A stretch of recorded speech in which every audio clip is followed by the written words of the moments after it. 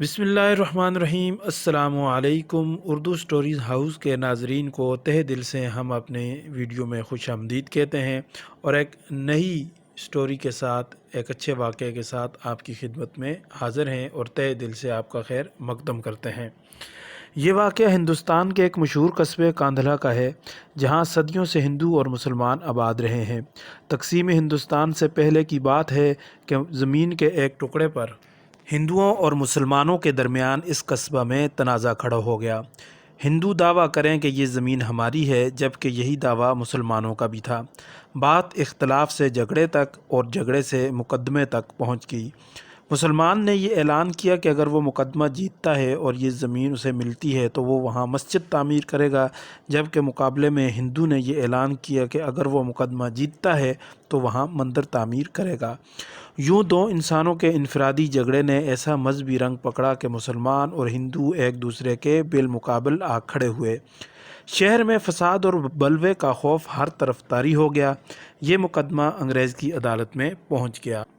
انگریز نے فریقین کو اس بات پر آمادہ کرنے کی کوشش کی کہ عدالت کے باہر صلح کر لی جائے، مگر کوئی صورت نظر نہیں آ رہی تھی۔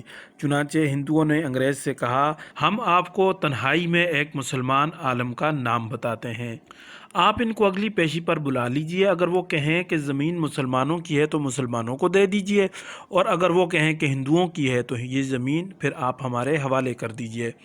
چنانچہ فریقین اس بات پر متفق ہو گئے۔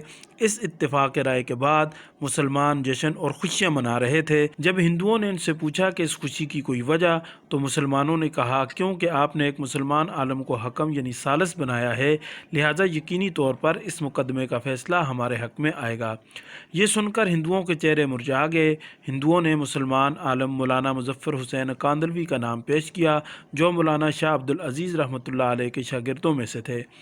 اپنے دور میں ان کا تقویٰ، دیانت اور سچائی اپنے اور غیر سب میں مسلم تھی۔ چنانچہ اگلی پیشی پر عدالت میں مولانا مظفر حسین کاندھلوی صاحب تشریف لائے تو انگریز جج نے ان سے دریافت کیا کہ بتائیے مولانا، یہ زمین کا ٹکڑا کس کی ملکیت ہے؟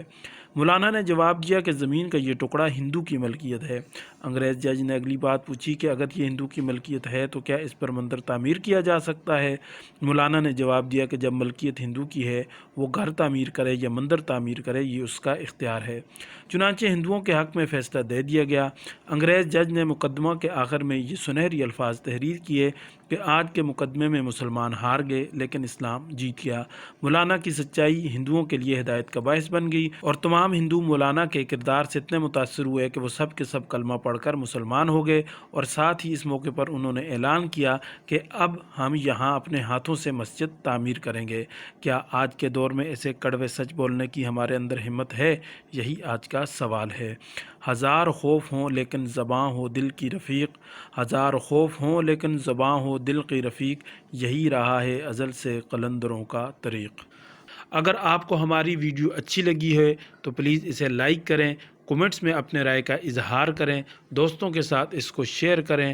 اگلی ویڈیو تک کے لیے ہمیں دیجیے اجازت۔ اللہ حافظ۔